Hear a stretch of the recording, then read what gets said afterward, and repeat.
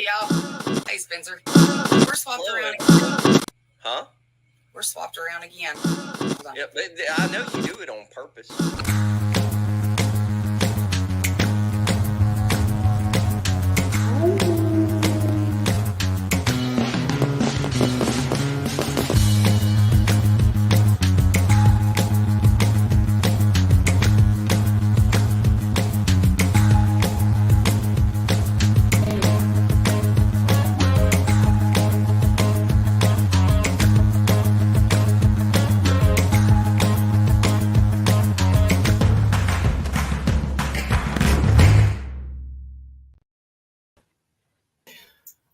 My first two freaking big feet sightings. They're legit. Hey, look at that's what I'm talking about. They're legit, all right. Oh, hey, y'all. Hey, can we charge for that? Feet pics? The level of professionality on this show. I love it. Hey, everybody. Feet, by the way. Way smoother than mine. I'm surprised they went like toenail claws sticking out the end like that more. Where are those piggies up there, Misty? We'll raise a fortune. I can't get my leg up that high. She hurt herself. Man. How is everybody? Thanks for joining us. As you can see, we have Eric in with us today for no particular reason. We're just going to talk a bunch of bullshit today, y'all. Just so you know. Hey, that's the best kind. We were backstage going, what are we going to talk about? Misty's like, ghosts. And Eric's like, okay, we can do that. Which kind of in a way, it blends in. I mean, the whole, it blends in to a degree with the kind of the way that you've started going here the past few months, things you've been looking into, right? Yeah. I mean, I guess you could throw a bit of, paranormal onto it. I guess it's new to me. It's a whole new realm for me, within this. So I'm sure somewhere along the lines there is a bit of paranormal with it. So yeah, we'll see. Is he frozen up? They all locked up on me. What happened? No. Are we there? No. Yeah, we can hear you, but you're frozen up. Oh shit! Watch him. There we go. Damn, we done froze up right off the rip. I got nothing. Comments on the feet froze the internet. That's what it was. People were pausing the video to screenshot it. That's what it is. It'll be like those videos that has the spike on the little bar where it spikes up where people most reviewed. Oh, this is going to be good right off the get-go. 2 minutes in, our guest's internet sucks. Hey, House. You should have saved the feet for last. See what happens when you put the good stuff out first. No, that's what it is. We should save that to the end. Only you would call Eric's feet the good stuff. Our guest is don't show skin, but they'll be at the end. No skin till the end. No skin in the game. How about that hat, Greg? By the way, y'all. What I was ready to say. I gotta get Alabama red. I'm gonna get me a feather. Get me a feather out the back. Abby had me a turkey feather. I guess the turkey feathers on my mantle on my fireplace. Abby was gonna have me like a 14-inch turkey feather poking out. I said, we better not on that. Damn, we start talking paranormal shit, man. My stuff just, yeah. Maybe we shouldn't talk about that shit. No doubt. It's a sign. Don't be worried about it in your little office of your house. Be worried about it when you're out there in the middle of the woods. This is lifelong, man. This is what's part of my family name and has carried with me for a very long time. But yeah, around here though, so we had the whole thing with my my kayak outside in the garage, and I tried to find that video because I know I made a video of it. I can't find it. And then going to what my wife recorded with the Christmas Village and catching the audio on that, to me coming up here, coming into my office. I keep my office door closed because it's in the farthest back part of the house, and it stays cool in here. So I keep the office door closed. I come upstairs from work. My office door is open. I come in. I turn the light off, which didn't even register that the light was on. I turn my light off. I shut the door. I go downstairs. I come back upstairs. My bedroom, or the bedroom door is open and my light's on. Just things like that that's been reoccurring here recently. So yeah, shadow. I did catch 2 shadows. One I wasn't sure of because I caught it in the back of or off to the side. So I kind of just threw it out. The second time it happened, I was looking dead at it when it come around the corner. It was coming through the kitchen and went down the hallway, and I watched it happen. So yeah. You know, stuff like that, though, y'all, seriously, whenever you get in this field, I mean, maybe some people have a lot of this stuff naturally from like whenever they're born, like they're sensitive to it and they pick up on it and see it or whatnot. But a lot of people that get in this field, eventually you start seeing some weird stuff, and it kind of alters your perspective, makes you more open-minded about the supernatural and everything. And even if you can't record it or like prove it to everybody else, it affects you when you experience it. I mean, you're the one that saw it like that, like what you were just talking about the office thing. I mean, you can say, there she is. Hey, Ray, are you feeling better? I thought she was under the weather here recently. She has puny. But so, Eric, just in case anybody hadn't seen like the last one that you were on, or like your daily stuff that you do on Facebook where you talk about a lot of this kind of stuff, you want to tell everybody kind of like how your mindset, you know, you're focusing in on a different aspect of all this stuff here recently? Yeah, it's been about a year now in the making in my own mind of going and switching into this next phase in this realm, and it's taken me from, you know, the what I call the regular research of Sasquatch, of the subject, and now going into really diving into the energy fields, the portals, the orbs, things like that I can't explain, that I have certain things witnessed out there with researching this subject. But I've allowed myself to open my mind and really start listening to certain individuals and going and reading things now throughout history, and there is a whole nother side to this. You know, it's not just the flesh and blood, you know, Bigfoot out there, and trying to collect that data in itself of what these things are, but it's things that now are leading me to believe that they're capable of doing. And it goes back to that story of being out there, and I wanted to document, you know, showing a trackway and showing where one would come in through the middle of the night, and being able to document it coming through, and all my gear shutting down on me, you know, having it standing in front of me in the pitch black. And then when I lit the area up, there was absolutely nothing standing there. And there was, you know, no, being an avid tracker, there was no exit point whatsoever of this creature. So that's when everything really flipped for me, and I really started diving into this other side. So, but now I've got a little bit of, I've got some tools that I can work with doing what I've done for, you know, well over a decade in the field. I've got some tools that I'm able to use to hopefully help me along in this next stage.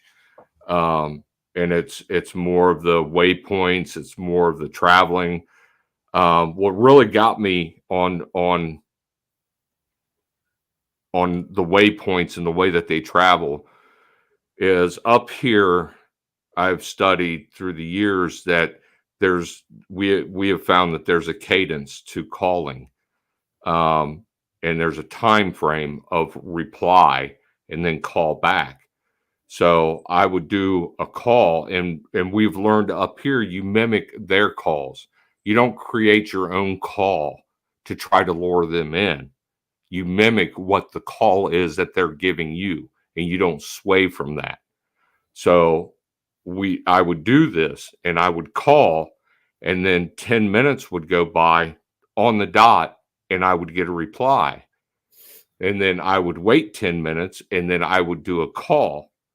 Now, in that time of them replying to my call and them replying again, the distance that they had traveled, and knowing the terrain that they're traveling, and knowing this is in the middle of the night, it's unfathomable. It's not, I don't care what creature it is. The distance in what they traveled does not add up at all. So I started thinking, like, there's got to be something else, man, to be able to get from here to here in this terrain. There's something else. And then knowing what I know now of my research in waypoints and traveling and how they travel through the waypoints that I've studied, are they hitting energy fields? Are they hitting portals and traveling through to another destination and coming out of it? So where I'm at now is I'm using what I've learned in structures and navigating waypoints and structures to the next structure. And in between that, can I pick up some sort of energy field? Is there something there in between that I can document, that I can literally find, and then be able to set up and see if there's any, if anything happens? I have to be able to find that energy field. I have to be able to make a call. I have to be able to get a reply on that call. I have to be able to do another call, have another reply come back to me, and make sure that they're coming towards me, and then record, hopefully, something using a way of travel other than just walking, maybe coming through a portal, something. And there's tools that you can use. There's equipment that you can use. I don't know what all the equipment is because this isn't talked about. This isn't open discussion in this community of individuals doing this stuff and trying to research this side of things. So it's very hard to find those individuals that you can talk to and spitball back and forth of what are you using? What is your technique? Where were you? It's very hard. It's very hard to do. But that's kind of where I'm at with it. Yeah, I agree. I think you can use a lot of the stuff for ghost hunting and paranormal and Bigfooting. I mean, all of it. We'll see. I've got a couple I'm wanting to try out myself, but I'm not telling what they are. Not on here. I'll tell you backstage. But it's a whole. I mean, if you really open your mind to it, and you come, to the thought of this is possible, and you start working on it, and you start going out and you start trying to collect data on top of what you've done in the past, you can gradually come up with evidence. You can gradually get recorded data back to you. If everything's energy, why would people not think? Sorry, Eric. I didn't mean No, to you're cut you fine. off, but you're if everything's good. energy, why would people not automatically assume that you can use anything to ghost hunt, which people are looking for their energy to work in any of these fields? Well, and that's just it. That's how long it's taken us to get to this point. We haven't been here before with crossing both realms over and intertwining them together and saying, hey, they're one of the same, or at least, you know, a little bit of this is a little bit of that, and really starting to cross over with each other, you know, from people in the paranormal realm to this realm, and opening that dialogue and talking about it, discussing things, you know. So, and I think there's a lot there. I think there's a lot there that we can learn from each other and start using with one another out there in the field. Like I was saying before we got on here live, you know, it's one thing to talk about boogers nowadays, because a lot of people have gotten more warmed up to the acceptance, the reality of, you know, Bigfoot does exist. It's hard as hell to prove, but it exists. But that's a whole different can of worms than talking about not only do boogers exist, but, you know, they might possibly do some of this stuff that a lot of people just dismiss into the woo field. And man, trying to get credible people to talk about this, to open up about this, that's, I know for me personally, that's really hard to come by. And then to get them to talk about the type of tools and techniques that they're using on all this kind of stuff. I mean, you know, and it strikes me as funny, Eric, because you were, for anybody that doesn't know, Eric is the guy that talked to me, that invited me to the very first Bigfoot Outlaws outing that I went to. And that's where we had some stuff pop off at that outing thing. It wasn't like super majorly impressive, but it was impressive for me. And so I've been like a puppy chasing Eric the whole time for years now, asking him a bunch of damn questions and everything. But him and Kane, Eric and Kane, have arguably the best actual amount of data and real raw information on boogers as far as them traveling and stuff like that. If you're unfamiliar with Eric and Kane and you're in the Bigfoot world, you really need to familiarize yourself with them and their research and everything. But to hear him talk about going from the standard Bigfoot research stuff into this, it's just from one mountaintop to another, the difference. And, you know, he's talking about going through the valley to get to the other one at this point. And I mean, it's just, it's crazy. I never thought I'd hear you talking about this kind of stuff. Yeah, I enjoy it. I enjoy reading a lot, you know, on it. And like I said, this isn't new though. If you really crack the book and go back in history, just like anything else, that's where you really start learning.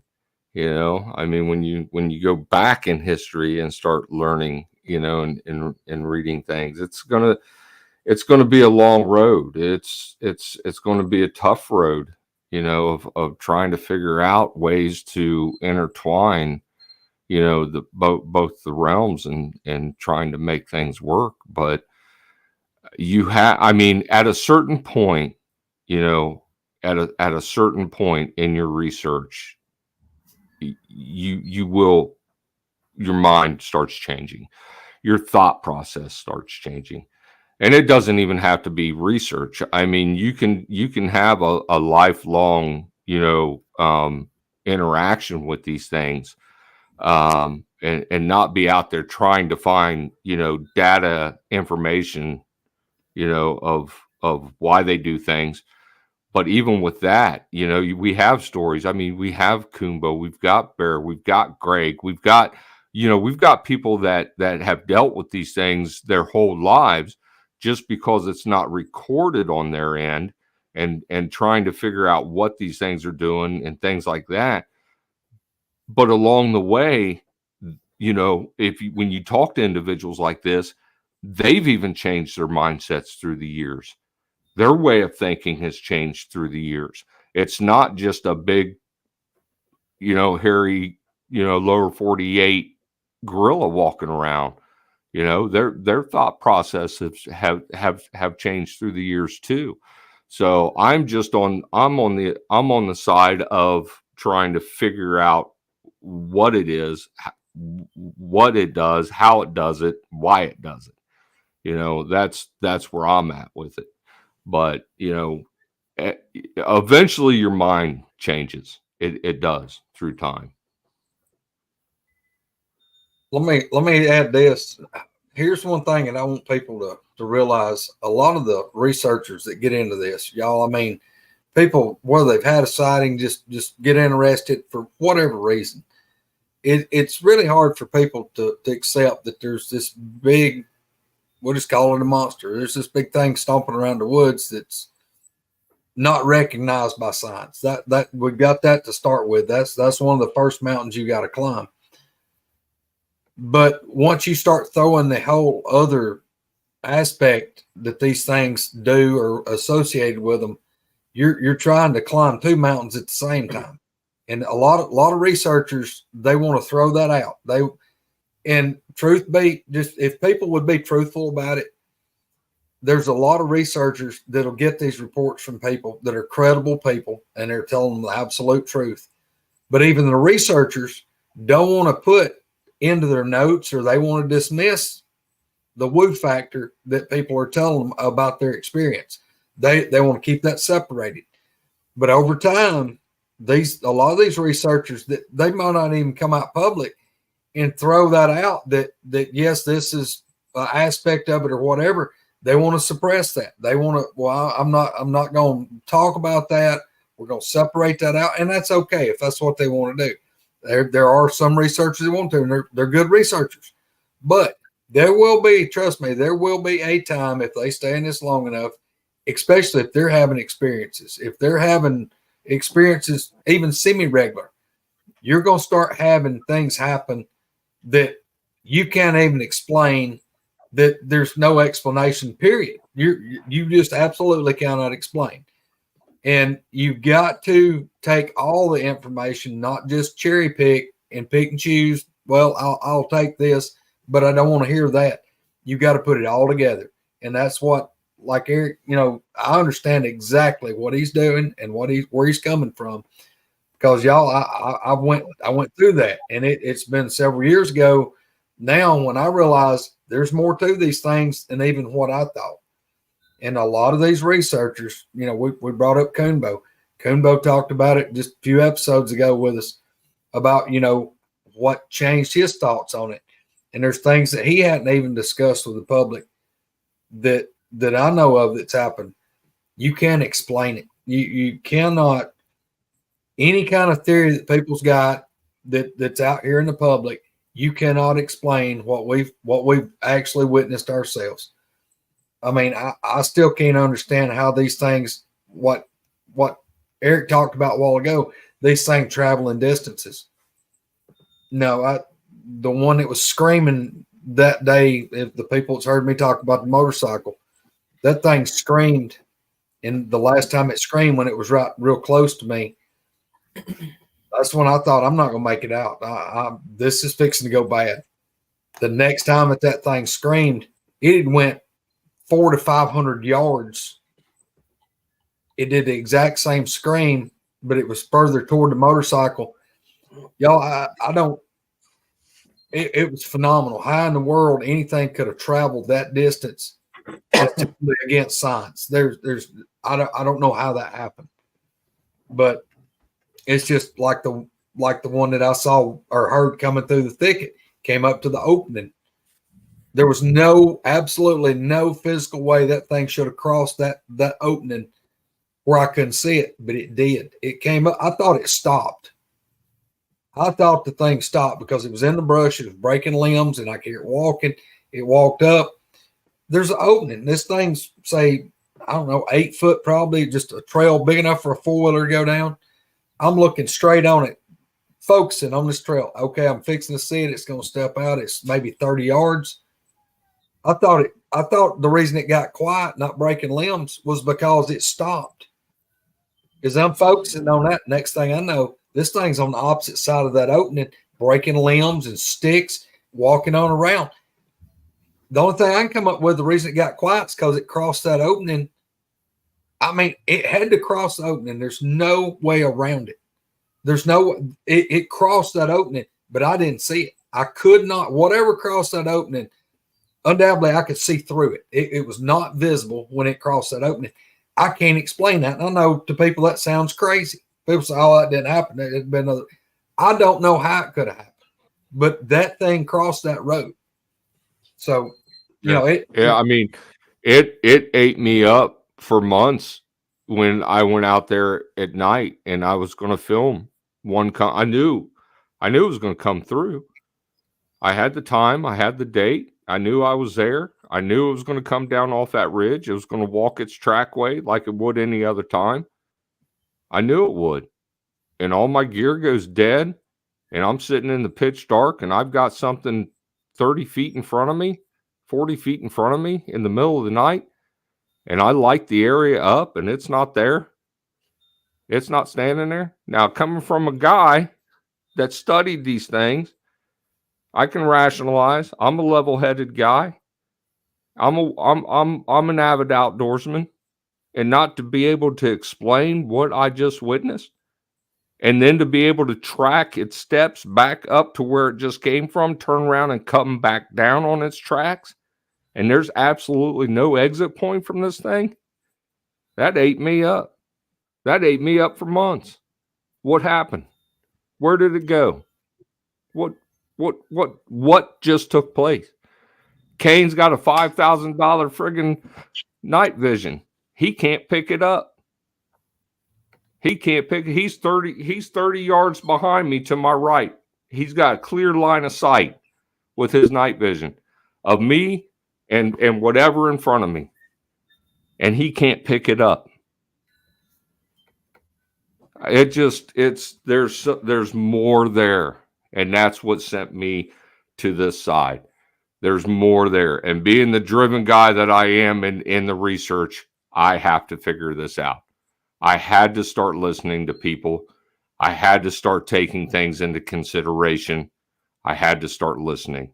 And that's what made me do it. If that would have not have taken place, I still would have been the closed-minded, dumb son of a bitch I'd always been. But that took place. It happened for a reason. But that's my personal, that's in my own head. But for me, it happened for a reason. So, and I have to act on it. Do you think going back now and looking at some of the stuff that you've been through, the time, you'll know what I'm talking about. I think whenever you and Kane, I think you were at Salt Fork, if I'm not mistaken, but you were up there in Ohio. The time whenever you guys were out and you kind of got pushed to like a kill zone, a wedge point. Do you think, looking back on that now, that there was outside stuff happening that you weren't paying attention to, or But any of the stuff? No, not that we weren't paying. Well, things that I know now, I wasn't catching up on, or I wasn't dialed in on that then. But to take you back, you've heard Kane and I talk about that. We were triangulated. They would knock, they would come in. But to take you back with us to that specific time and what was going on and the intensity that was happening and not being able to see anything. Nothing. We're talking dead of winter. There's no foliage. You can see through the woods for a good distance. You can see on top of ridge lines. You can see everything. And the footfall that we were hearing, the thuds we were hearing, the growling we were hearing, the bashing of the trees we were hearing. And you can't put your eyes on it. You can't visually see it. Mm-hmm. It doesn't make sense. It doesn't add up. And we try to be as scientific as we possibly can in our research. We try to rationalize. We try to rule so much out in this realm of this subject before we even dive into thinking it's this subject. We try to rule it all out, why it's happening in real time. And you've got nothing. The intensity that was going on that day, everything that was taking place that day, and not having snow on the ground and finding one track. You've got multiple things going on around you and coming in on you, and you can hear the footfall. You can hear the growling. You can hear the tree bashing. And all I could find was one track out of all of that. No.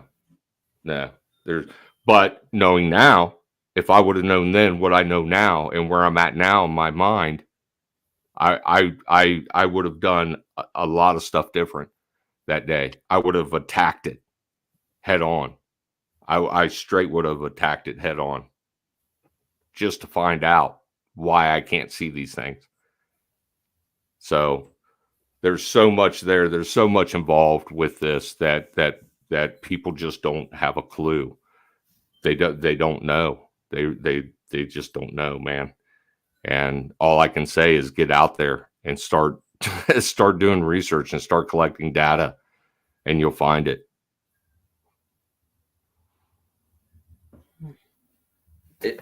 Is that enough serious Bigfoot stuff? Can we just bullshit now? You want to talk Now about? let's just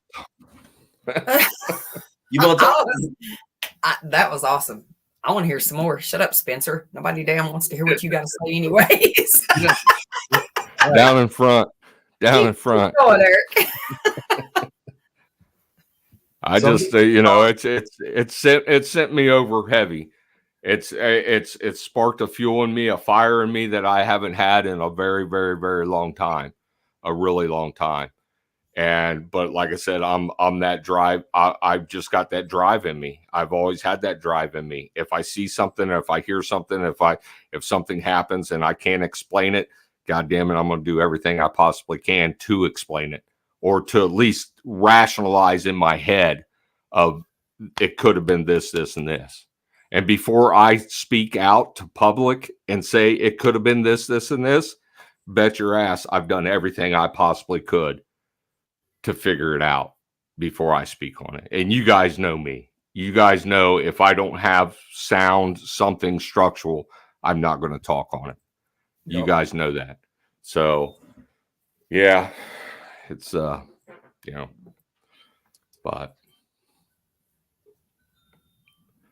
Did you look for tracks afterwards, House? No, where it was hard as a rock. That it was in the green field come around, and this was where my stand was. If I looked to my left, the green field cornered in there, and it was just we'd cut like a bush hog wide, or just a little bit wider than that, and we'd cut out probably 40, 50 yards, and it was just like where a bush hog, it was little stobs and stuff sticking up, and it was just like leaf litter and stuff like that. But y'all, I mean, I still don't. I have no clue how that thing crossed that road. And to me, it crossed that road. It had to cross that trail. There's no way that it didn't. And I mean, I heard it. I could see the tops where I was at in the stand. I could see over the old growed up cutover. I was higher up than all the stuff out there. That stuff's probably 12 or so feet tall, and my feet's 15 foot up in the stand. So I'm looking over top of it like looking over a cornfield.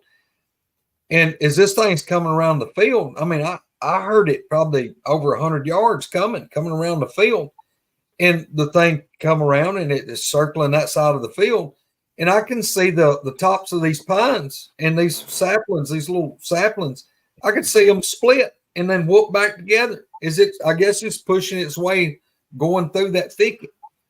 It was breaking limbs, sound like they were that big around. It snapped and then it crunch and just normal. It sounded like something as big as a cow pushing through that thicket, and it's just working its way around. And it's not. I mean, it was coming out around that like you or I would be walking out on a open sidewalk. It's just coming along, and I'm thinking, oh God, and this thing's coming around. It's coming around where the field corners and that road is. It comes right up to that, and I thought, well, the thing stopped. It stopped. It don't want to cross that opening because it knows I'm going to see it.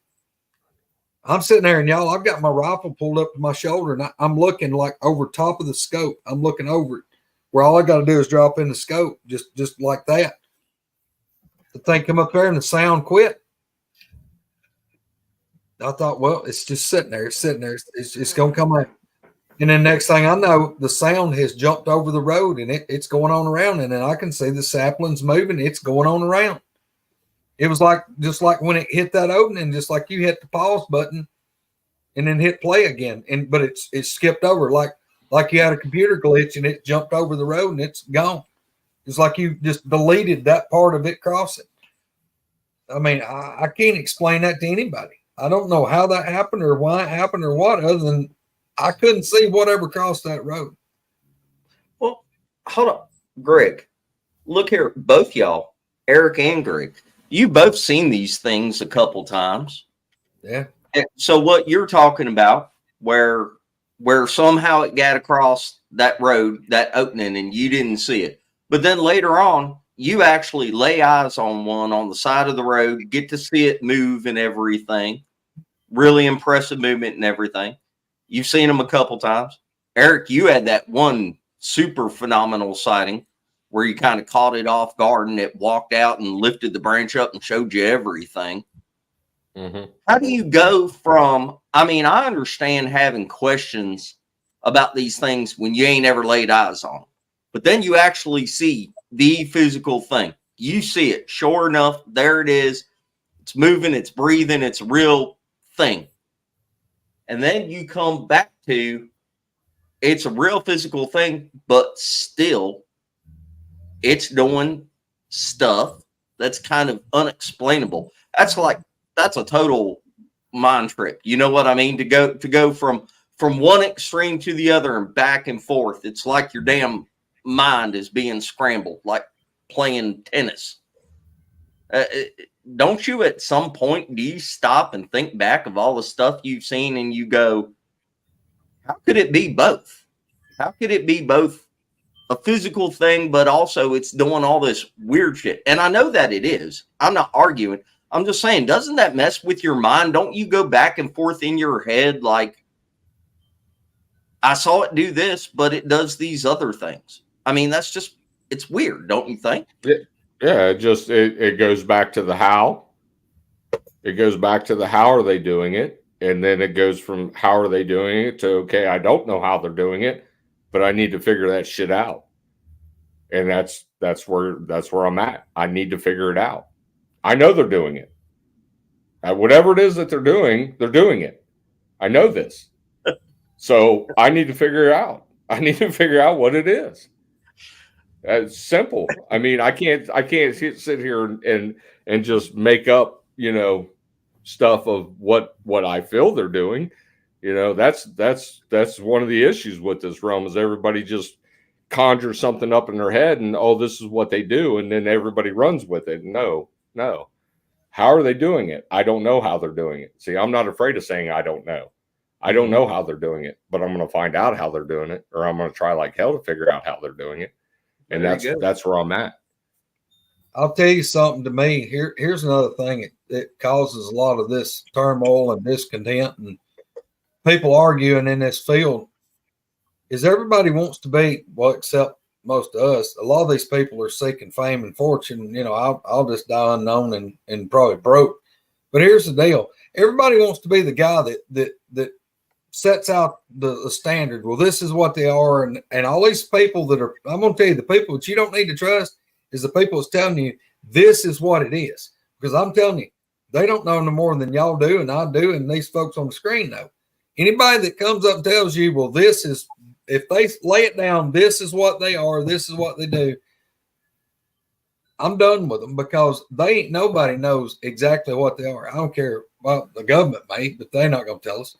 But my deal, y'all, it's hard enough. And what's stirring all this up and all the hate and discontent is there's so many people want to be that guy. They want to be the famous guy. They want to be the guy that everybody's singing or holding on to their word. The man. They want to be the man. And instead of having the evidence or the research to prove it, they can't prove it with what they've got. So to make themselves look better, they want to talk about and tear down everybody else. Yes. They want to tear everybody else down. Well, look how bright I am and how I sparkle if I dim everybody else down. You sparkle regardless. I left a crowd speechless. I left a group of people at a conference speechless because I told them, here are the facts of this subject. And this is the facts because it is documented, recorded. You can establish a trackway. You can establish travel pattern. You can get in front of them and get interaction. Everything else is bullshit. That's it. That's the only thing that's ever been documented. Mm-hmm. That's the only three things that's ever been documented in this realm of these creatures. That's it. Everything else is until you can go here physically here. Let me show you. Until you can do that with everything else, it's bullshit. So, and then for those that do call themselves researchers and say, well, you know, it's you know, they don't do this, or you can't prove this, or you can't prove that. If it makes me sound like a blowhard or whatever, that just means you're not at the level that I'm at in my research. Don't sit there and say, well, I know they do this, or I know they do this, and you can't bring nothing to the table to show me. Or sit there and say, well, that can't be proven, or this can't be proven, or no, it just means that you're still stuck on walking in the woods and looking at a broken branch and claiming it to be Bigfoot. I'm way past that. I'm way beyond that in my research, way beyond that. So and you're right, Greg, there is so much cock blocking, so much just trash. And all it does is it kills the cryptozoologists like myself that are trying to collect this, because Spencer and I talked prior to the show, you know, unfortunately, to a degree, we do need those academics. We do need the scientists to a degree. But I can take what I have publicly on my own, and I can show the public on my own without the academics. And I can say, this is what I've gathered in 4 different areas throughout the United States. And it all matches. So, you know, there's so much in this realm that is just garbage, man. That's just it, and it's a shame. It's truly a shame.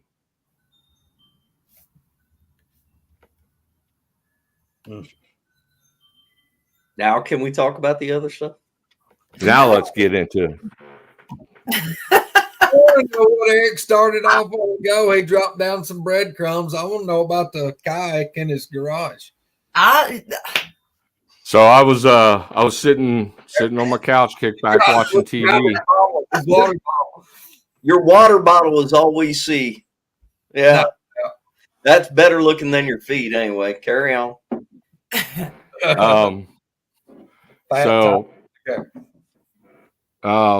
So I'm kicked back on the couch. I'm watching TV, and my kayak is hung in my garage. So, and I've got the old toolboxes, side runners that you put on your pickup truck. Yeah. I've got those mounted on the side of my wall in my garage. On top of those, I have all my camping gear in totes. Now, these totes are heavy as shit. Now, they overhang the toolbox by like 4 inches. Now, the toolboxes, I got it to where you open them up and they come down versus pushing them up, the door comes down. So that means that the totes are actually on the lip, sitting on the lip of the door. So the weight of them totes, you have to pick the totes up to be able to drop the door, basically is what I'm saying, because of the weight. So I'm sitting there, I'm watching TV. Next thing I know, I hear bam, bam, bam. I walk out into the garage. My hammock is swinging, and the top tote, not the bottom tote, I had them stacked, one on top of the other. The top tote is laying on the floor, and the door is open. And there's no way in hell that door could have opened. So what I did is I recorded that. You know, I walked and shown the hammock swaying and everything. I put everything back up. This is what I do as how I am with research. I put everything back up, and I'm standing there just pounding the shit out of my toolbox. I'm shaking my toes, trying to get it to fall. Nothing falls. 3 days after that is the first shadow I caught in the house. That was the first shadow. And then a couple noises. Oh, so then after the shadow, our family room is right below my office here. Now, I'm the only one home at this time. And I hear, like, if I'm kicked back right now in my chair and I go to stand up, that thud, I hear that thud from downstairs above me. And then I hear doom, doom, doom, doom, doom going towards my door. So I come up the stairs, come around the corner. My door to this room is open. And like I said before, I always keep it closed. And it's open. So I shut it. Little things throughout here and there through time. Carla and I would hear little things, or, just catch a glimpse of something. So, but then it was Christmas in the village, and she catches the audio. She's recording her village under the Christmas tree, and she comes up to the ice skating rink. Well, all the ice skaters had fallen, and they're all magnetic. They're all magnets, so they skate around. Well, they'd all fallen and clumped up together, and they're all kind of just, doing this around. And as she's recording it, she doesn't hear it through her own ears. It's when she plays it back, you can hear a woman's voice say, "Fix it here," is what it says. Plain as day, fix it here. So, and then it was after that is when I caught the full shadow coming out of the kitchen, going around the corner and down the hallway. And then I'd gotten home from work, and I'd come upstairs, and my door was open. I came in, I turned the light off, I left, and then came back upstairs. My door was open, my light was on in my office. Mm. But it's little things like my grandmother's bell. My grandmother was huge on Christmas, just like Carla is. But my grandmother's bell, we have it hanging on the bottom branch. She always puts it on the bottom branch right above the village. And we're sitting there drinking coffee one morning, and the bell, not just a little light like sway and a ding. No, the bell was like ding, literally shook. Ding. And I looked at her, she looked at me, and this was when Hank was still alive. Hank turns around, he looks up at us. Hank was our dog. He looks up at us, and he turns around and grabs his duck, and he dipped to his bed. But yeah, so, and Carla just, she's like, good morning, Grandma, so, but the other stuff. Oh yeah, Hank dipped, man. He's like, "No, I'm getting my duck. I'm out of here, bud." Good luck, Dad.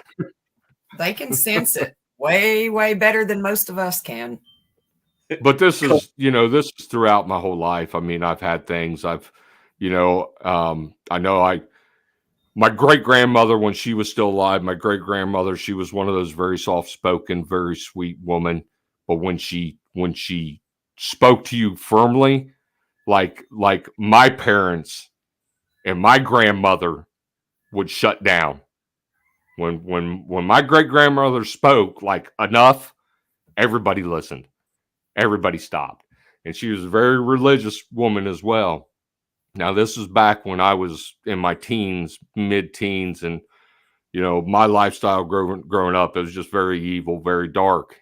And I was in my bedroom, and I was laying in bed, and I had my back to the door, and out of nowhere, I just get this presence, this feeling of this presence, and it's very dark, very evil, very malicious. I could just tell.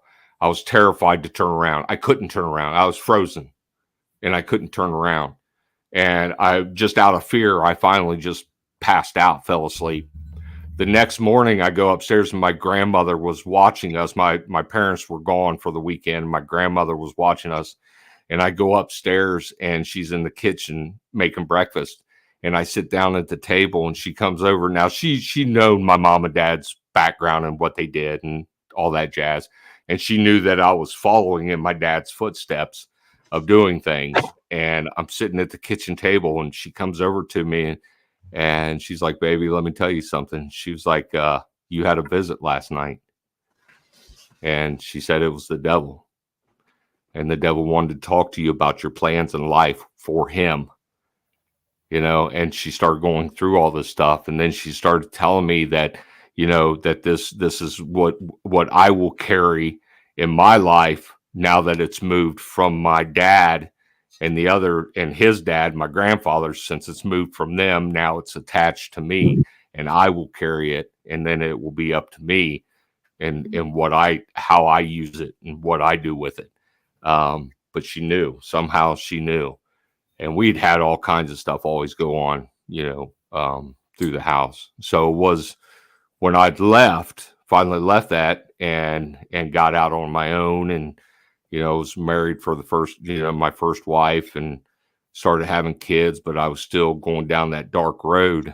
And, we would have things happen throughout, our house, and dark things take place and all that shit. So, yeah, it's just one of them things, man. One of them things. Do you believe in like generational curses? I mean, do you think? Yeah. What are you talking about, going from like your granddad to your dad, and to you? What does that mean in your head? So it travels. It travels from male to male to male throughout generations. It will attach to the next male, the strongest male.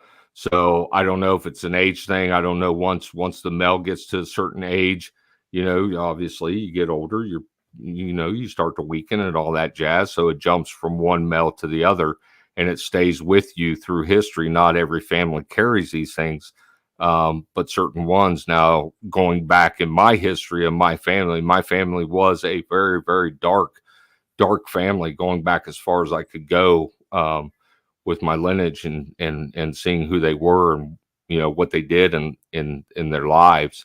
And it was the Tipton name was very dark, and some of the stuff that they did. So, but my grandmother believed that that I would break it. I would be the one to come out of that, start steering away from that darkness and that lifestyle and all that jazz, and that I would be the one to destroy it, basically, in my lifetime. Now, if that doesn't happen, then it's going to fall to one of my sons, and they will carry it. They'll carry that burden the rest of their lives. But I'm on a plane now where I understand a lot of stuff, and I believe that I can break that. I can rid it. But only time will tell. Man, that's like not all rainbows and Skittles and puppies and shit. So. But I mean, I've it's like my boys, my four boys, they, until I did my testimony at church, when I got saved, they had no clue of my past. They had no idea of what I was or who I was. And they recorded my testimony, and the day I got baptized, they brought it up on the screen. And of course, it's a big day, so you have your family members there at church with you, and so they played my testimony, and my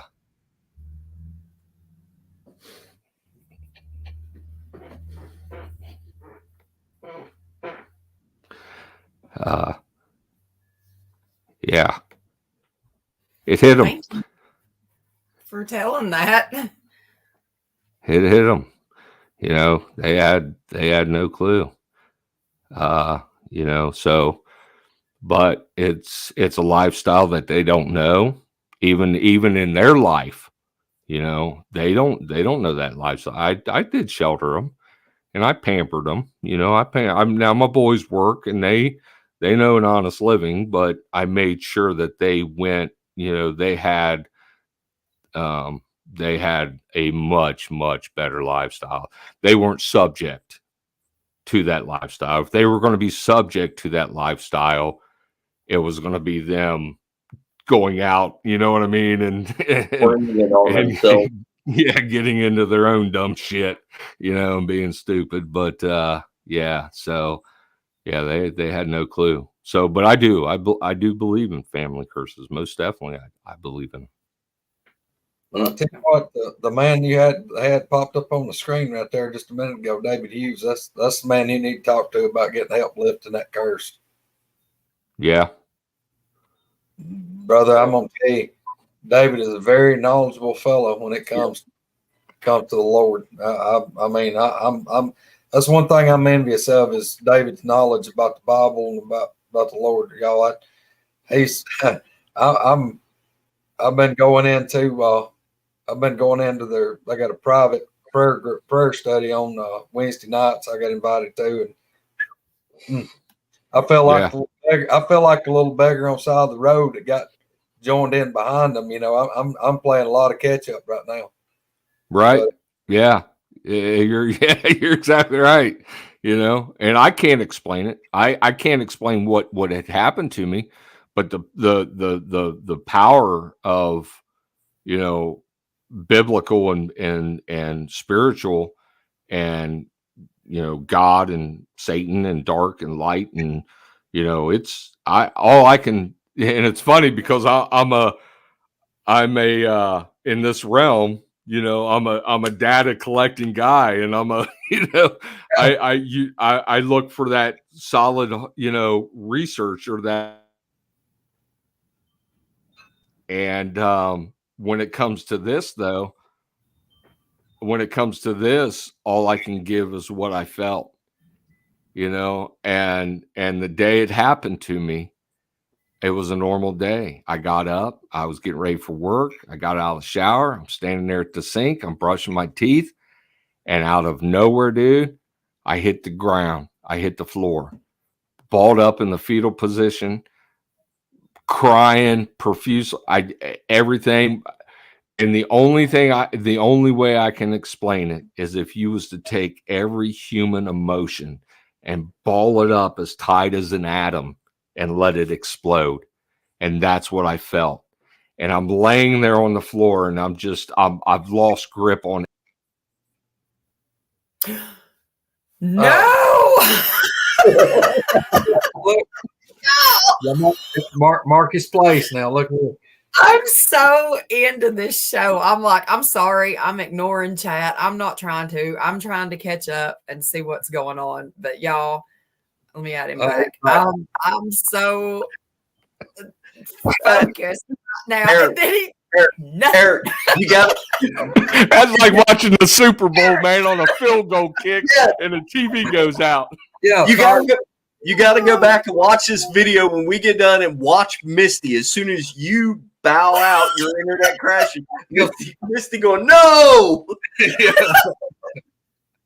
I was there with you, Misty. I was just froze. oh, this is amazing. I'm sorry. I can't help it. I get like that, and I kind of get entranced, and I forget about chat and all that. And I don't mean to. I love you guys, but you know, right, I don't call me squirrel for nothing. I can't focus on one thing at a time. So, man down.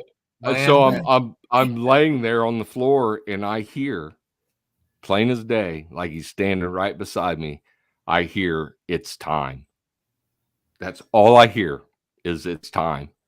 Wow. At that time, I walked away from that lifestyle. That moment, I walked away from everything up to that point.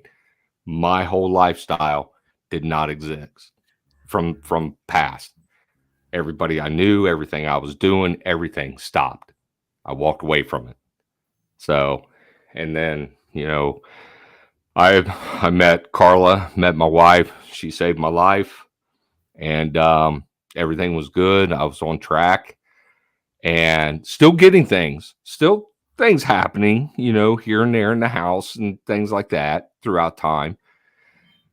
Once again, years later, you know, but I had this feeling in me like something was missing. Something was not right. There was an empty. Something was there that I wasn't figuring out. I'm in my work truck. I'm going to work. I'm sitting at a light, and I break down again. The same feeling I had that morning in my bathroom. I'm in my work truck, dude, sitting at a light. I'm like, and I'm just fucking broke down, dude. And I hear it again. I hear it again. It's time. And next thing I know, that following Sunday, I'm in a church.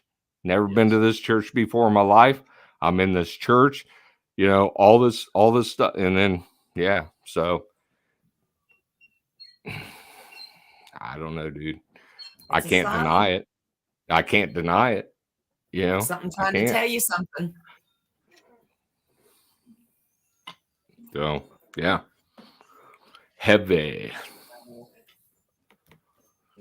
Look, if you're into the Bigfoot field and you're even remotely open to any of the supernatural, woo, spooky stuff, anything like that, I don't think you can just rule out, like God and direct divine intervention and, demons and curses and stuff like that. I mean, you kind of gotta, it's like what they say about Dogman. If you believe in boogers, you kind of have to accept that, hey, there might be a dog man. So it's all part of the same thing. Well, one thing. Did he freeze up again? No, he's spitting in his bottle. Hey, I'll tell you what I try to tell people, y'all. I mean, look, I'm not going to tell anybody to not go out and look for these things. But my biggest recommendation, you need to make sure that you're in tight with the Lord, that you talk to Jesus daily, because look, that's I wouldn't go back in the woods if I didn't believe in the Lord. I wouldn't, because I've seen what rebuking these things in the name of Jesus has done. I talked to 2 or 3 people yesterday. Is he back on? I'm just seeing him go round and round. He's having trouble. Yeah, he is. I talked to 2 or 3 people yesterday, and I'll tell you, this one guy, he's experienced some stuff and took pictures of stuff, and it's bothered him, and like really, it's gotten to the point where I wouldn't say scared him, but it's made him nervous. He's like, I don't go outside, unarmed. He's like, I don't even go outside at night and stuff like that now. And I was telling him, I was like, buddy, look, I can tell you the stuff that everybody else says, like put on the motion activated lights, game cameras, maybe sprinkling powdered sulfur around the area, all that kind of stuff. I said, I'll tell you what, though, the one thing I've heard time and time and time again from multiple people is, hey, when it actually came down to that moment, they rebuked it in the name of Christ and stuff stopped. I don't have any personal experience with that, but I know a lot of people that I trust that have said that, and take it for what it's worth. Man, sprinkle red brick dust. I don't know what that.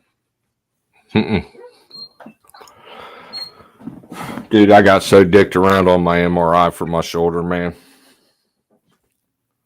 I was so pissed off. That not feeling any better? Yeah, I mean, in a way, yeah, it's the rotator cuff and the labrum, but just the whole process, just the whole medical, So just dealing with the process is just trash. Our system is so fucked. our system is so jacked up. Well, Squirrel, did you want to? I started to say something I'm not going to. If you don't, I'm going to go into this way off the rails.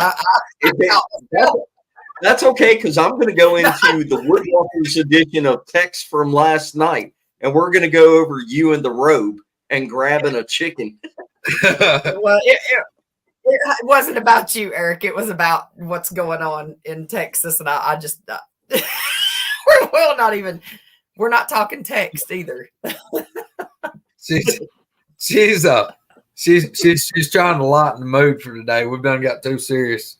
She's got a little No, brain. I'm telling you, I was focused, y'all. Is Roger still with that? Roger, that's the most southern redneck shit I've ever heard. You I'm guys sorry, not y'all. seen that where that he's a married man. That's what I'll say it that way. But he farms and he does it in his robe and he goes out handling his chickens and his goats. And so I said, I gotta throw a robe on and go catch a chicken.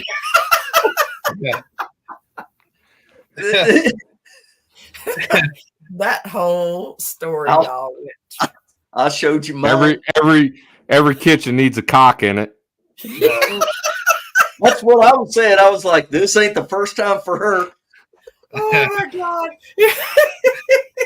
Y'all, Where's JR? We need JR on here. he's going fishing.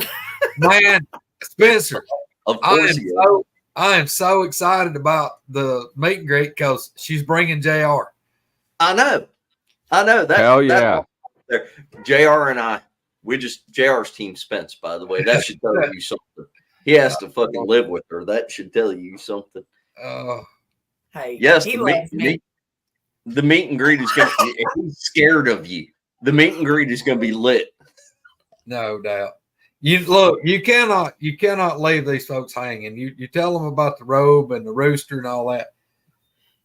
A couple of 3 days ago, we get a message, our text.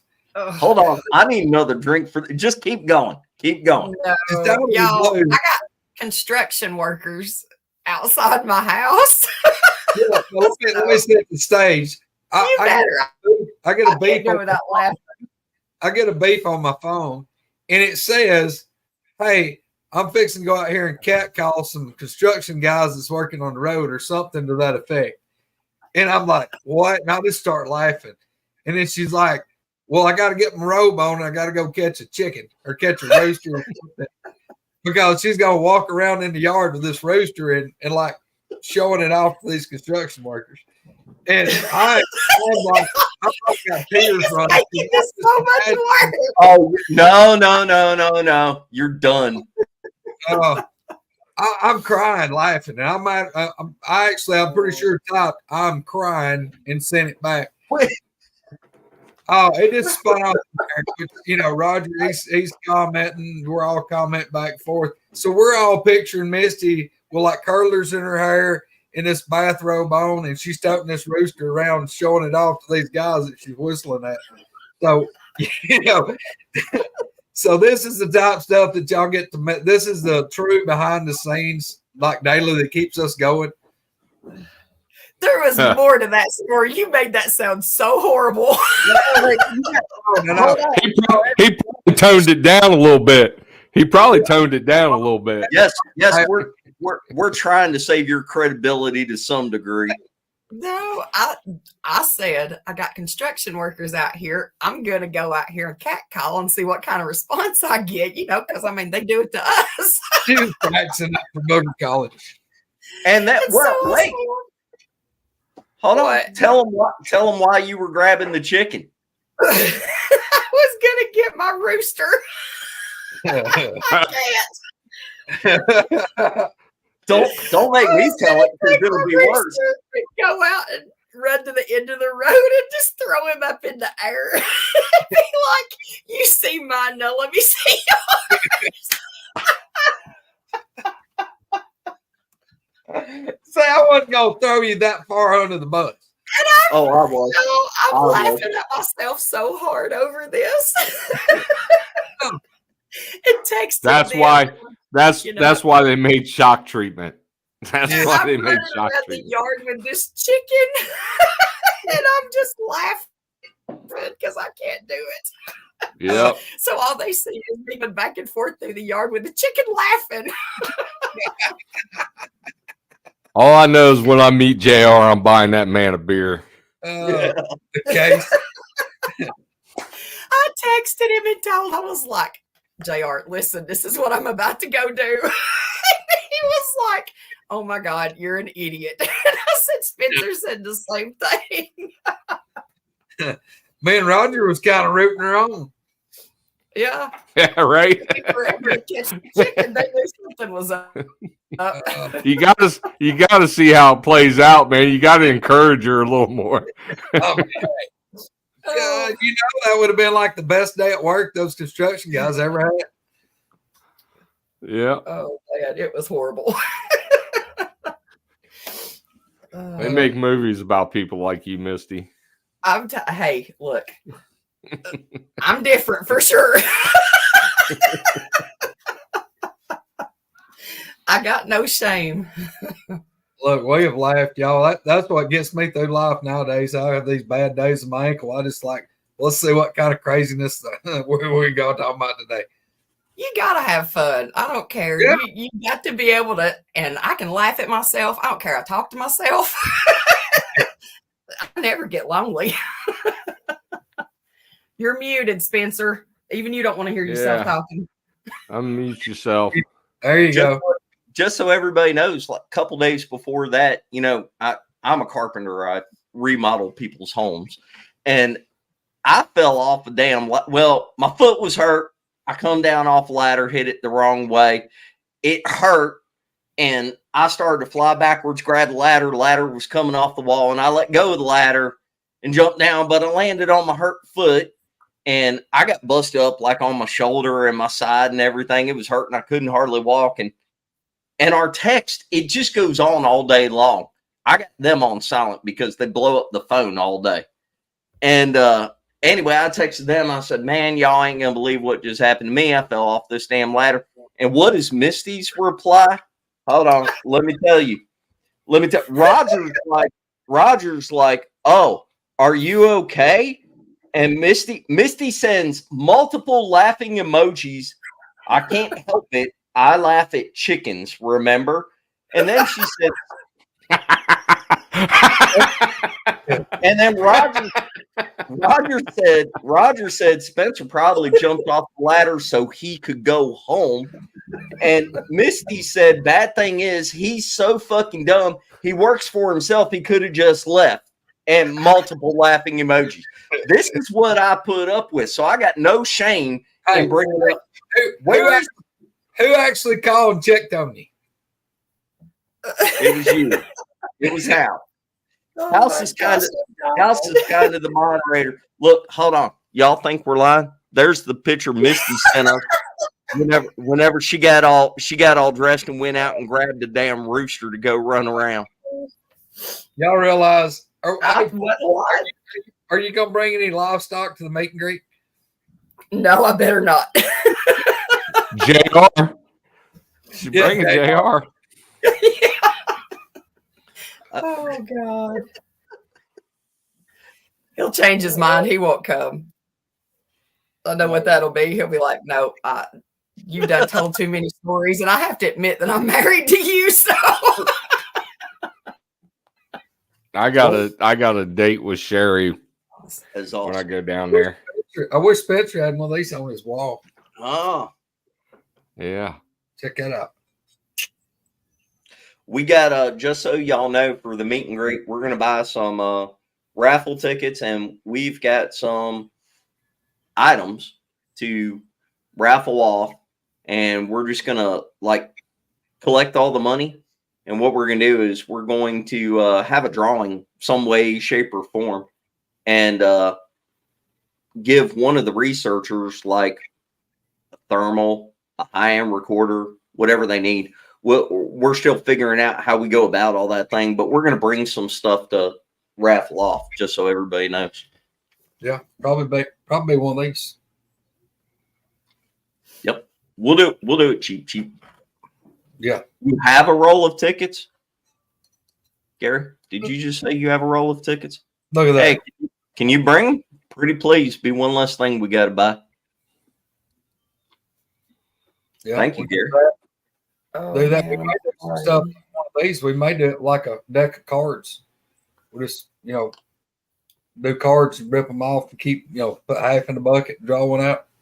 There you go. That ain't a bad idea neither. Hey, me and Misty's been talking about it. Anybody got a karaoke machine I can bring? And I would like to. Hey, look, if somebody plays instrument, guitar, whatever, bring it. Yeah. I'm not gonna sing. Me neither. I'll sit over it, and it depends on if I get into the bourbon or not. I may sing along. Oh, we getting into the Yeah, bourbon. Gary, that would be cool. There Thank you go. Yes. Hey, Gary, I've got one of Gary's walking sticks, and quite a few people do actually. Mark Newbill makes really nice walking sticks also, but Gary's got some awesome walking sticks. Yeah. Hey, Gary, if you're willing, yeah, we'd be happy to raffle off one of those. Pretty please. Joe Parker makes some nice walking sticks too. I was telling, who was I telling? Mark Green. I was like, I've got I've got like 4 or 5 knives left before we moved, because I don't have a shop now, so I can't really do anything until I get another shop built. But whenever I used to make the knives, I would never play the accordion. That's fine. Hey, No, that ain't happening, Lynn. I wish But, we had that could play bagpipes. That'd be cool. Oh, I'd love to hear that in person. Mm-hmm. I'm Scottish. You gonna bring your guitar? No, Why? because people ask me to play it. Oh my gosh. There won't be no stage, so you can't get stage fright. No, I get stage fright regardless. Why is that funny? It's funny because that ain't happening. Now Kumbo's coming. If y'all are really, really lucky and persuasive, you might could talk him into gathering up a bucket full of those things and bringing them with him. I don't know. I mean, she has. He has. What do you say? Mark, make it fun with some wrestling. Do you know how much Jello it'd take to fill up one of those kiddie pools?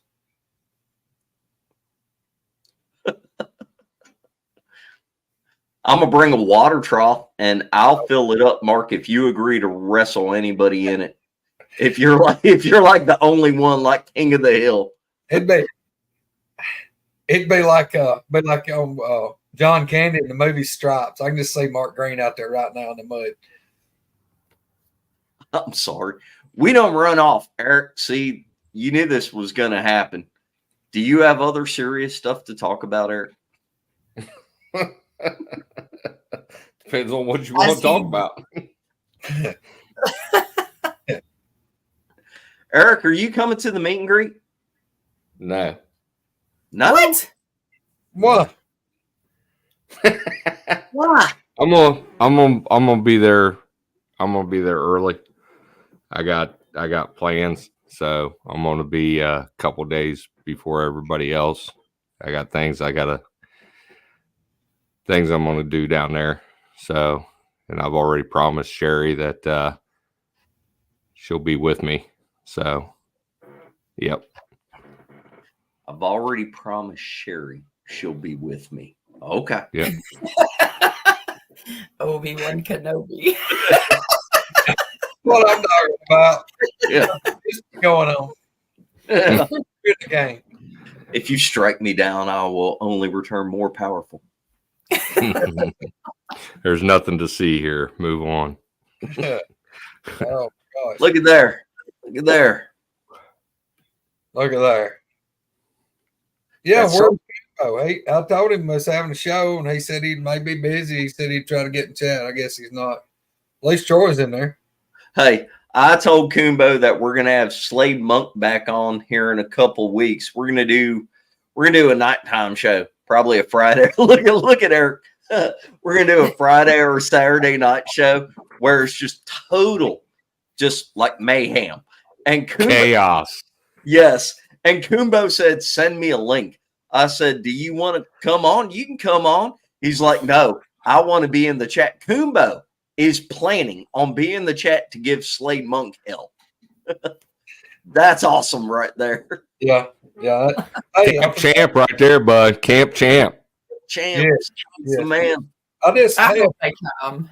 I forgot about something. My aunt's in there. My dad's sister. She just commented. I forgot about that. My cousin Brian Burton. He plays the bagpipes. I forgot about that. He used to for like state of Alabama for fraternal order of police, he would go around for like law enforcement funerals, and he would play the bagpipes when they do like a law enforcement officer, fallen officer. He did that for a long time. So, yeah, I play a pretty mean triangle. Okay. Oh, hey, look, You're invited. You can participate. I'll get me a cowbell. Yeah. Everybody knows we need more cowbell. Yeah, Everybody needs more cowbell.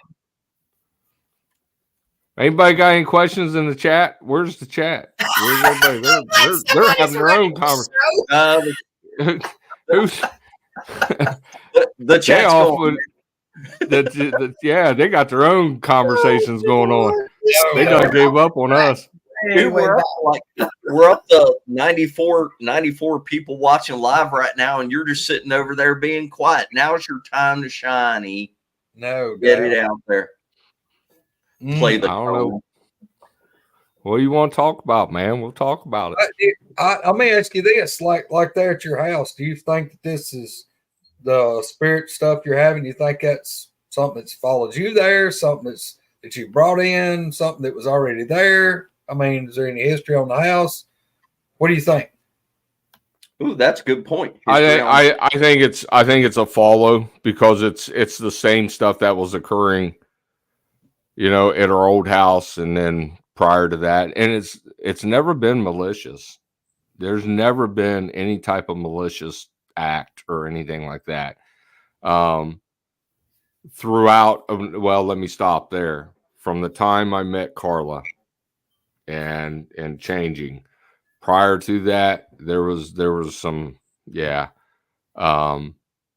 some things that took place, but yeah, from the time Carla and I met and started living together and getting married and all that jazz, it's just been little stuff, like I said, the door, the light, the shadows, the things like that, that you just can't explain.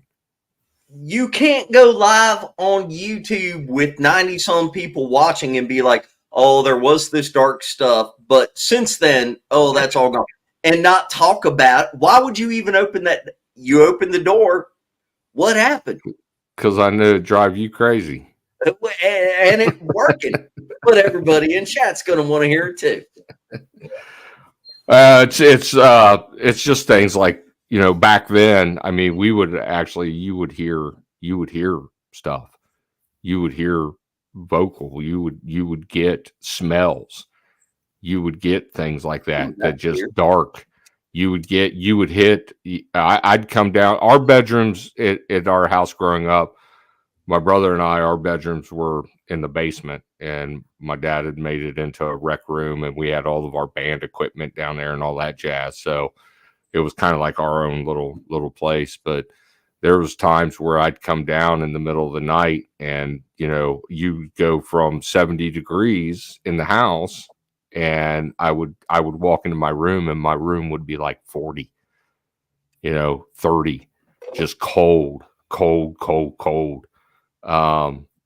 Lights coming on and off, doors slamming, things being dropped off the walls, that just don't happen. Like, things happen, things fall from time to time, this and that, but when they fall projected outward, there's issues. Now, even at the old house, my room at the old house was set up like this. So if you go back and look at old videos, it was set up pretty much like this. And on the shelf at my old house, I had a picture on my shelf, and I was sitting here and I was making for my YouTube page, I was making a video, and the picture comes flying off the shelf and lands in the middle of the room. Things like that would happen.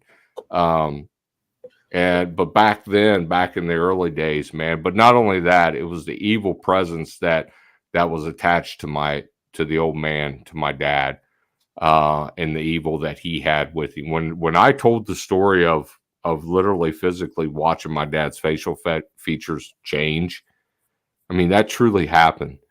I watched this man's face change. And when he said, and his name was Bob, and when he said, Bobby's not here anymore, when he had the gun to my head and he was like, Bobby's not here anymore. And he pulled the trigger.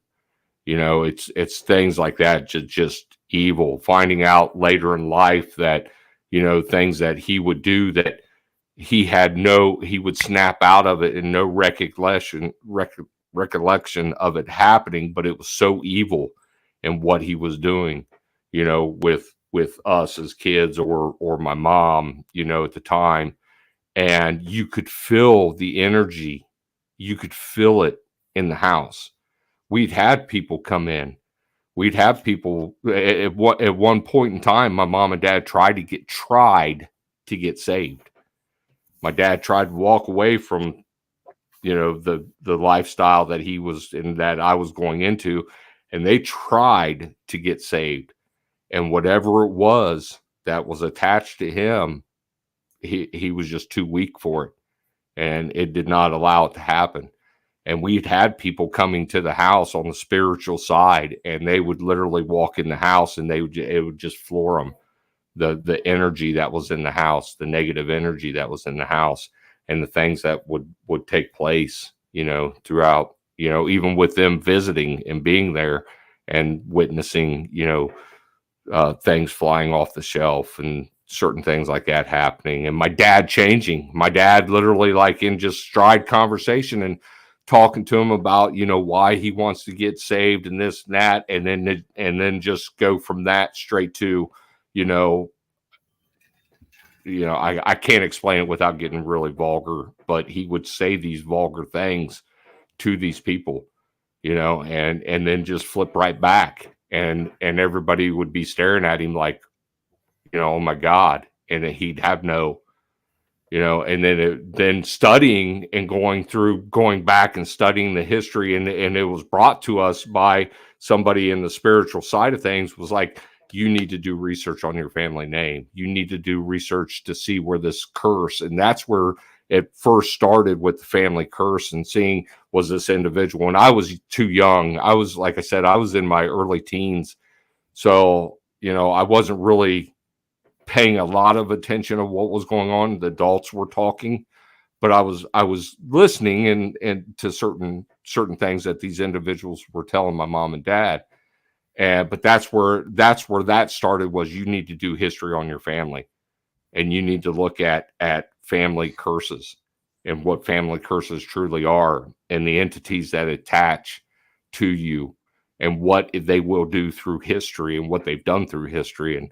And then once I got older and got out of and away from all of that, and I got to the point to where Carla and I were married and all that jazz, and then I started diving back into it and really reading on it. And I was like, yeah, thanks.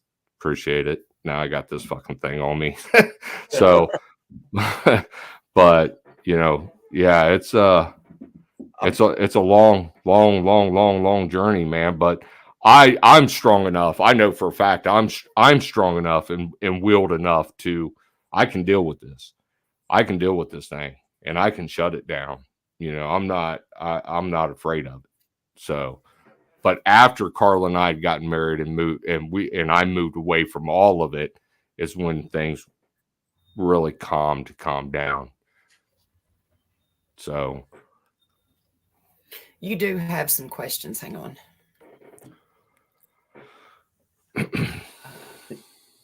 Eric has questions. I'm such an asshole. I'm like, hey, let's talk about the text from last night. And then Eric's like, yeah, let me tell you about all the dark stuff, generational curses and everything. Okay. Let me tell you about this Steven Spielberg movie I went through in my life. Steven Spielberg's watching this going, oh, shit. He's writing shit down.